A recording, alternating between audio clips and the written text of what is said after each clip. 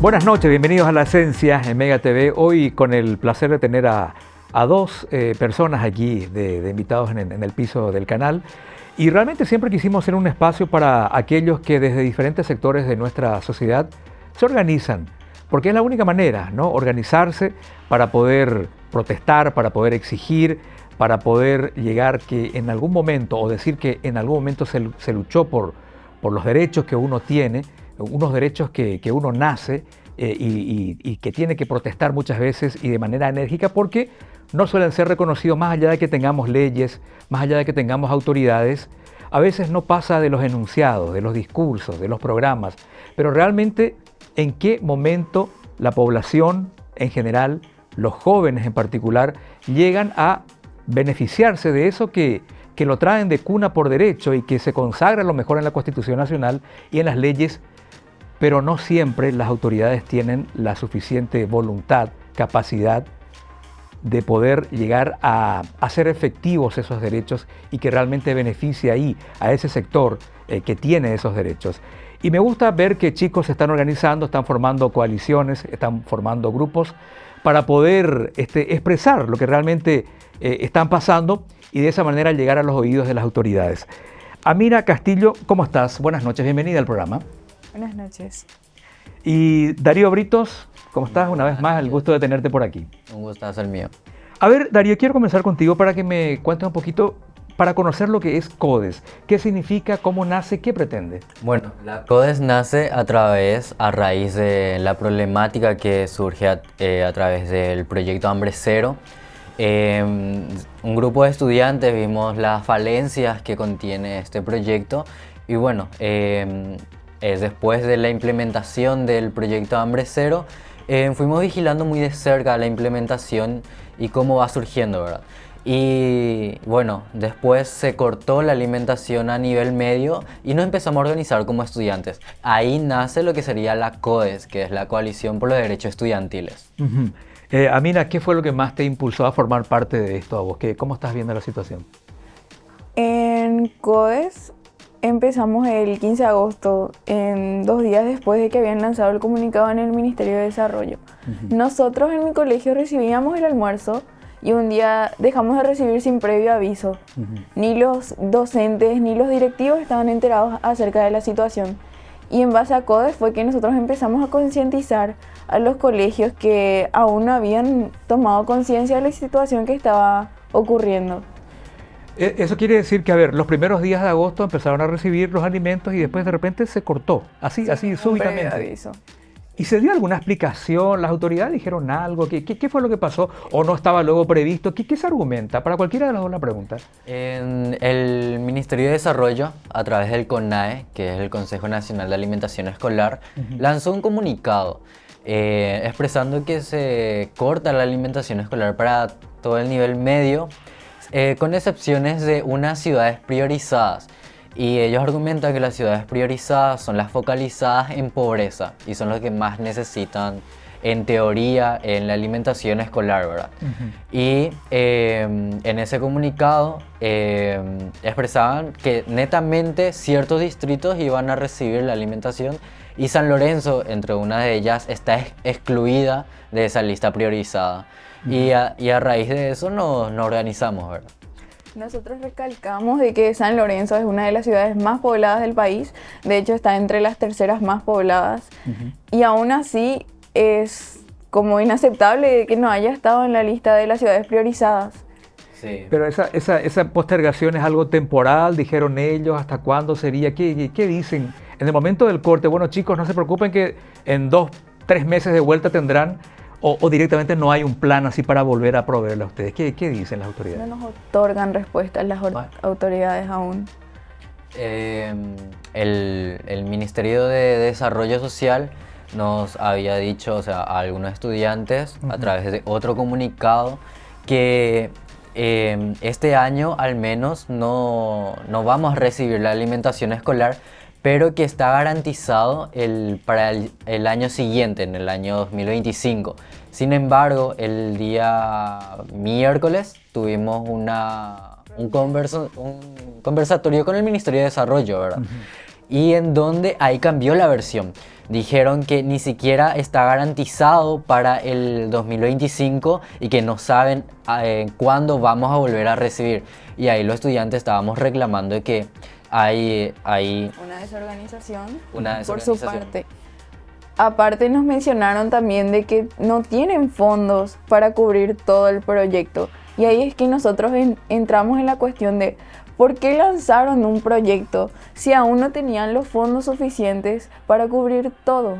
Así mismo. Claro, eso fue algo que siempre se cuestionó desde un principio, cuando iban a quitar un poquito de acá, un poquito de allá, cuando garantizaba. El presidente fue uno de los que principalmente garantizó que van a haber fondos para todos. Sin embargo, ustedes son los primeros que se dan cuenta de que no es así, ¿no? Sí, así mismo. ¿Y por qué decimos que esto es por falta de planificación correcta? Porque en un principio, cuando se lanzó este proyecto, todos los estudiantes sin discriminación alguna recibíamos la alimentación escolar y de la nada, sin ningún motivo bien fundamentado, dejamos de recibir un corte así Sin aviso seco, previo. sin aviso previo. Como comentó mi compañera, ni los directivos sabían de esa decisión que se había tomado. O sea, amanecieron un día y directamente los platos no estaban ahí. Exactamente. De hecho, nos habían dicho el viernes de que el lunes íbamos a volver a recibir. Llega el lunes y no recibimos otra vez comida. Cuando te referías al viernes, te referías a principios de este mes de agosto, ¿no? Ujú. Más o menos por ahí. Y nunca más apareció. Bueno, ahí fue cuando ustedes tuvieron el impulso de organizarse y bueno, muchachos, vayamos y toquemos las puertas porque no hay tampoco otra manera, ¿no? Amira, de llegar a hacerse sentir, ¿no? Es la única manera, ¿no? Entonces, ¿qué hicieron? Se juntaron. Ustedes son del Saturio Ríos, ¿no? Así ¿Son mismo. compañeros ustedes? Sí, sí. Sí. Son compañeros de colegio y de causa también ahora. De lucha. De lucha. Sí. ¿Vos estás en qué nivel estás vos, Amira? En el primer año del nivel científico. Nivel científico. Ahora está el tema de los énfasis y compañía, ¿no? Como... Sí, ella está en el énfasis sociales y yo en ciencias básicas. Ajá. Sí, en el mismo nivel. Y volviendo al tema, en cómo nos habíamos organizado, ¿verdad? Cuando se quitó el comunicado, nos empezamos a organizar. En la ciudad de San Lorenzo tuvimos varias medidas de fuerzas y mi compañera también te va a estar comentando sobre la medida de fuerza que estamos analizando y que tomamos incluso también en la ciudad de Itagua. A ver, Amira, ¿de qué se trata? ¿Qué estuvieron haciendo? Nos comunicamos con el Colegio de España y con el Colegio Nacional de San Lorenzo Ajá. para que vayan tomando conciencia sobre lo que está pasando. Y ellos nos propusieron en un principio ya armar el grupo. Y armamos CODES en base a todas las movilizaciones, ¿verdad? Y que la primera fue en el Colegio Nacional de San Lorenzo, donde estuvo protestando nuestra compañera presidenta, Sara Sánchez, presidenta del Centro Estudiante del Colegio Nacional San Lorenzo. Aparte también en el Colegio Nacional de España, los del turno mañana estuvieron haciendo una sentata también. Ajá. ¿El Colegio Nacional de España también es de San Lorenzo? Sí, Sí, exactamente. Por ahora abarca exclusivamente colegios secundarios de San Lorenzo. No. ¿Cómo? ¿De qué otros lugares abarca? Sí, sí. En Itagua también estuvimos manifestándonos, estuvimos reuniéndonos con los estudiantes de ahí. Estamos también en Fernando La Mora, estamos en varias ciudades, estamos articulando Areguá, Lambaré, Ipacaraí, Ñemby, varias ciudades estamos articulando. ¿Y qué respuestas están teniendo de esos colegios de otros puntos del país? Amira, ¿cómo estás notando la reacción de los chicos? ¿Hay entusiasmo por nuclearse, por coalicionarse, digamos? Sí, muestran su apoyo ante toda la causa. Ajá. Pero nosotros ya habíamos lanzado una nota al Ministerio de Desarrollo, pero aún no recibimos respuesta por parte del Ministerio. Es por eso que ahora también como estudiantes aprovechamos este espacio para pedir una audiencia de manera pública al presidente de la República, Santiago Peña, si es que nos puede recibir para conversar de esta problemática que nos está afectando a muchos estudiantes secundarios del país. Ahora, sí, te escucho, ¿ibas a decir algo? Y Mucho gusto. justamente, ¿por qué pedimos esa audiencia al presidente Santiago Peña? Porque vemos mucha inconsistencia en los dichos del Ministerio de Desarrollo, de su propio ministerio. En principio, la excusa fue que no estamos en la lista priorizada, varias ciudades no están en la lista priorizada y que se va a garantizar para el año que viene. Sin embargo, en el conversatorio que varios estudiantes tuvimos este miércoles pasado no garantizaban el año que viene, y entonces hay varias inconsistencias en los dichos y en los comunicados del gobierno, y entonces por eso que pedimos esa audiencia con el presidente. ¿Y el Ministerio de Educación cómo responde? ¿Pudieron hablar con el ministro de Educación, por ejemplo? Hasta ahora el contacto ha sido más bien con el ministro de Desarrollo o con la gente del Ministerio de Desarrollo, ¿no? Y con el Ministerio de Educación, ¿cómo notas vos, Amira, el contacto con el ministro, por ejemplo? Alguien que conoce muchísimo de educación, es un profesional muy respetado, pero ¿cómo estás notando esta administración del Ministerio de Educación? ¿Cómo lo sentís vos hasta ahora? El Ministerio de Educación no está directamente relacionado con el proyecto de Hambre Cero. Por eso es que nosotros no nos dirigimos a él. Ajá. Pero podría ser un articulador, ya que ustedes están queriendo conversar incluso con el presidente de la República, un articulador, una cartera que podría facilitar eso, no podría ser el Ministerio de Educación. De hecho, que personalmente me había comunicado con el Ministerio de Educación, con el viceministerio, y ellos tiran las pelotas al Ministerio de Desarrollo, ya que el Ministerio de Desarrollo es el que, ¿cómo te digo? Administra el que administra el proyecto, sí. Es el que encabeza este proyecto. Y entonces el Ministerio de Educación se hace a un lado y deja a cargo del Ministerio de Desarrollo. Yo francamente creo que no debería ser así. No puede hacerse a un lado. Justamente la cartera que dirige las cuestiones educativas en este país no puede hacerse del desentendido de ninguna manera. Al contrario, debería ahí estar interviniendo para que el diálogo continúe y las cosas puedan mejorar. Vamos a hacer una breve pausa ahora, si me permiten, así muy breve, y después la segunda parte del programa y seguimos charlando de este tema principalmente y de otras cosas también que a lo mejor ustedes están queriendo reivindicar. Por ejemplo, hay un viejo tema que todavía sigue siendo un dolor de cabeza, el famosísimo y nunca bien ponderado boleto estudiantil. Todavía está ahí nomás eso, ¿no? Vamos a la pausa y ya volvemos.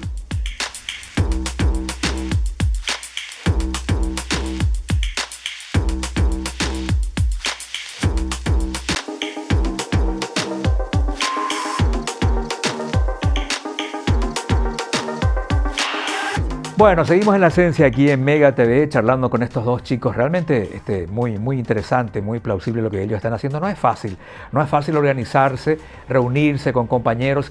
Imagínense, si a veces es difícil organizarse en la casa misma con los hermanos, que los conocemos, los tratamos todos los días, lo que debe ser una familia más grande todavía, ¿no? El colegio, varios colegios, en fin, tiene realmente su mérito lo que estos chicos están haciendo. Amira, a vos, ¿qué por ejemplo te gustaría a vos, ya que estás llegando en una etapa en que a lo mejor estás tomando muchas decisiones, qué rama de la ciencia o de las artes o de las humanidades te gustaría encarar? ¿Qué te gusta? Bueno, de hecho, a mí me interesa mucho la educación en el sentido más amplio de la palabra. Yo, de hecho, estudio guitarra clásica, me gusta mucho la música clásica en el Conservatorio Nacional de Música y también soy una aficionada de la filosofía y ajedrez. ¡Qué genial! Excelente. ¿Y vos? Bueno, yo me incursiono más en lo social, en lo político, ¿verdad? Y me encantaría seguir en las organizaciones civiles, ayudando, luchando, siendo nexo y bueno, siguiendo la lucha social. Claro que sí. ¿Qué esperanzas tenés, Amira, de que el presidente los reciba? Yo sé que ustedes, eso es lo que están apuntando ahora, hablar con quien tiene la lapicera, con el que firma los decretos, con el que dice algo y tiene que cumplirse porque es el administrador principal de este país. ¿Pensás que esas puertas del Palacio de Murillo Yaroa están prontos a abrirse o tenés tus reservas todavía? Hay que pelear todavía para eso. Como jóvenes lo único que nos queda por perder es la esperanza, como dicen. Entonces yo confío en que el presidente Santiago Peña, como es una persona que desde un principio en sus campañas electorales habló mucho de la educación y que iba a apoyar más a la juventud en esta etapa, confiamos en que sí nos va a recibir para dialogar acerca de la problemática del proyecto que presenta el Hambre Cero. Ahora bien, Hambre Cero es quizás la principal reivindicación ahora, pero no es la única, ¿no, Darío? No. Hay muchas cosas por pedir, sí, ¿no? En principio, como te había comentado, la CODES nace a través de la problemática de alimentación escolar. Sin embargo, una vez que se calme las aguas en ese sentido, con la compañera y con los otros compañeros, estamos pensando en ampliarnos y y luchar por una verdadera educación, ¿verdad? E incluso más allá de lo que es el colegio mismo, ya sea el arte, la música, expandir lo que sería la verdadera educación. Claro que sí, integralmente. Así mismo. Luchar por una educación inclusiva, como serían en los pueblos indígenas o las personas neurodivergentes. También es eso a lo que CODES apunta. ¿Y cómo estamos en ese tema? ¿Difícil todavía? ¿No hay...? La educación indígena. No, la educación inclusiva en general, digo, y teniendo en cuenta la parte indígena también. La educación neurodivergente no existe todavía en el país. Es un concepto casi desconocido todavía. Sí, es totalmente ajeno a lo que nosotros damos en las escuelas. De hecho, para vos aprender de lo que es un niño autista, por ejemplo, nunca damos en el colegio como parte de la materia, como sería, por ejemplo, psicología o ciencia, y es una condición de vida, y mucha gente considera que el autismo es un trastorno o cosas así, pero son condiciones de vida con las que nace una persona. Así como una persona nace con la discapacidad menor para ver y tienen que usar lentes y ese tipo de cosas, los autistas también nacen así, pero con condiciones mentales. Qué buen punto que estás tocando, porque es cierto, el autismo es una condición particular y el autista puede integrarse totalmente a cualquier grupo social, a cualquier grupo de clase o lo que fuera, siempre y cuando nosotros los conozcamos más a ellos. Pero tenés razón, los programas muchas veces no apuntan a conocer a ese tipo de particularidades, ¿no? Realmente es un excelente punto el que estás tocando.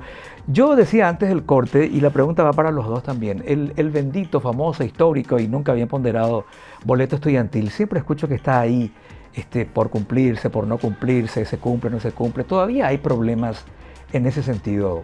Está latente la situación, ¿verdad? A principios del año, de este año y a finales del año pasado, era tema de que hablar el medio pasaje, ¿verdad? En las tarjetas estudiantiles que habíamos reclamado en aquel entonces, que era más de 100.000 si no me equivoco, ya fueron entregadas y las solicitudes siguen, pero ya van con normalidad, por así decirlo, gracias a las presiones que habíamos hecho en aquel momento, y seguimos la lucha, ¿verdad? Y como CODES también estábamos analizando presentar un proyecto, un anteproyecto de hecho, para la actualización de la ley de boleto estudiantil, ya que la ley de boleto estudiantil actualmente se basa en lo que sería el carnet estudiantil de hace años, pero sin embargo con la introducción del billetaje electrónico, esto cambia el panorama y debemos ir actualizándonos. Mira, ¿pensás que hay otras exigencias que ustedes los estudiantes tienen que poner ahí arriba, cosas que les falta, cosas que hay que mejorar? Aparte de hambre cero, boleto estudiantil, educación inclusiva, ¿qué más te salta a vos así como algo prioritario y que hay que ir tocando? Hay tantas cosas, ¿no? De repente es muy difícil, ¿no?, responder así de una. Yo vuelvo a la educación inclusiva, que creo que es lo más importante. A partir de una educación inclusiva podemos generar una sociedad mejor, ya que la sociedad es el reflejo de la educación. Y vuelvo a tocar el tema de la educación indígena, por ejemplo, que en muchas ocasiones nosotros pensamos que es mejor que los indígenas se vayan al colegio para que, bueno, sean humanos normales, así como nosotros civiles también. Pero pasa que los indígenas viven en base a su cultura. Nosotros no podemos dañar eso, porque literalmente vamos a estar dañando a nuestra patria. Claro, claro. Son de los únicos pueblos en la humanidad que siguen siendo fieles a su patria, básicamente. Y la educación indígena, por ejemplo, sería enseñarles a ellos cómo sobrevivir dentro de su hábitat, que sería la educación agrícola, la educación física, en el sentido de... Claro, en diferentes ámbitos, ¿no? Y ese tipo de temas, por ejemplo, ustedes tocan, vos, tus compañeros, con los profesores, con los directivos del colegio, a ver qué se puede hacer. ¿Se da ese tipo de diálogos con quienes enseñan y dirigen tu colegio, por ejemplo? ¿Cómo va caminando eso? Y los profesores algunos de los profesores con los que logré conversar acerca de esto, tienen esa postura que te había dicho de por qué no le agarramos nomás a los niños indígenas y que se vayan en las escuelas, así como nosotros los civiles. Y ellos se vuelven civiles así como nosotros. Los indígenas tienen la curiosidad, digamos, ¿verdad? La particularidad de llamarnos a nosotros blancos. Y ellos dicen, no me voy a la escuela porque no quiero ser blanco. y también tienen una perspectiva totalmente diferente a lo que sería la música y ese tipo de ámbitos. Por ejemplo, ellos la música no la ven como nosotros, no la ven como un arte, sino que la ven como una cultura. La música, por ejemplo, ellos la usan para protegerse de los malos espíritus, según dicen ellos, y hacer rituales y orarles a Tupá, o sea, a Dios. Claro. Son cosas que son muy particulares, tradicionales, históricas de ellos que hay que respetar. Te veo escribiendo un ensayo sobre esto, un trabajo, ¿eh? Qué lindo sería que empieces a encararlo así, con esa formalidad, digamos, porque veo que tenés muy buenos argumentos. Por ahí, dentro de poco tengamos un ensayo, algún trabajo especial de ella y empezar a caminar acerca de lo que es la educación inclusiva. Y vos, ¿qué más te gustaría reivindicar, algo que creas que debe estar ahí en lista de prioridades más allá de los temas que estamos tocando, Darío? Bueno, la salud mental. La salud mental excelente. En los estudiantes, en la ciudadanía en general. Es un concepto amplio, la salud mental, porque si no hay salud mental, no hay salud física. ¿Por qué hoy vemos tanta violencia en las calles, en los colegios mismos, entre los estudiantes mismos? Nos peleamos, nos discutimos, usamos palabras agravantes y de ahí radica la salud mental. Y la salud mental también es el reflejo de la sociedad. Y también es el reflejo de qué tanto invierte nuestro bienestar el Estado como ente rector, ¿verdad? Del bienestar ciudadano. Y la salud mental en las escuelas, la falta de rubros de los psicólogos en las instituciones públicas, es un tema todavía a debatir, es una deuda histórica del gobierno, de todos los gobiernos, ¿verdad? Porque mira, en el presupuesto general de la nación se invierte menos del 2%, te miento, el 0,2% del presupuesto general de la nación se invierte en salud mental. ¿Y qué resultado veríamos eso en la sociedad si el gobierno invierte tan poca cantidad en la salud mental? Claro que sí, y tal parece que no es un tema prioritario para los que dirigen el país. Lo que pasa es que el tema de la salud mental es algo intangible, ¿verdad? Uno por ahí tiene padece ciertas condiciones en su salud y física y eso se refleja, ¿no? Pero la salud mental es demasiado amplio, como vos decías, la mente humana es tan compleja, se manifiesta de tantas diversas maneras y lamentablemente hoy en día, el otro día un profesional decía que se necesitan como 800 profesionales de salud mental y tenemos creo que como 200 dentro del presupuesto. Yo no sé si realmente todas las instituciones tienen su equipo de educación mental, sus psicólogos. ¿Ustedes, por ejemplo, tienen ese...? Sí, pero te comento que tenemos una sola psicóloga para 3.800 estudiantes. Así de cruda es la realidad. Y hay incluso instituciones educativas que no cuentan con psicólogos. Y ahí también vuelvo a reivindicar nuestro pedido al presidente Santiago Peña de una audiencia y así debatir todo lo que sería el ámbito educativo, porque la educación no solo se basa en el colegio, como dijo mi compañera, en la educación inclusiva, en billetaje estudiantil, en salud mental y muchísimos otros aspectos. No sé cómo estoy de tiempo, creo que tengo para poder ir redondeando, estamos creo que ya ahí en el límite, porque quería pedirle aquí a Amira que vamos a suponer que el presidente está viendo este programa por ahí, o le van a contar seguramente, no creo que vea. Así que me gustaría que mires a la cámara y le pidas en 15 segundos algo al presidente de la República. En la cámara y los micrófonos son tuyos. Amira, por favor, ¿qué le decía al presidente? Pedimos una audiencia con el presidente, con mi compañero Ángel Brito por parte de CODES. Queremos tener una audiencia con usted para debatir algunos ámbitos de la educación, como la educación inclusiva o el proyecto Hambre Cero, que ahora mismo es nuestra prioridad. Necesitamos soluciones, presidente, y confiamos que usted tiene respuesta ante todo esto. Excelente, estuviste excelente. Darío, ¿vos qué le dirías al presidente en 15 segundos? Bueno, lo mismo que mi compañera, solicitamos una audiencia con usted, señor presidente, para abarcar todas las problemáticas urgentes que se está viviendo en la educación. Nosotros los estudiantes somos quienes vivimos la realidad del día a día y no es fácil. Y necesitamos esa esperanza, necesitamos ese tranquilo, todo va a estar bien, ¿verdad? Porque la situación se está volviendo insostenible, la realidad cada vez más difícil y bueno, nada más pedimos eso. Bueno, muchísimas gracias chicos por venir. Mira, te felicito mucho éxito, es muy lindo lo que estás haciendo y bueno, toda la fuerza para vos. Sí, gracias por venir. Darío Brito, es lo mismo para vos. Muchísimas gracias por venir y vamos a seguir charlando seguramente.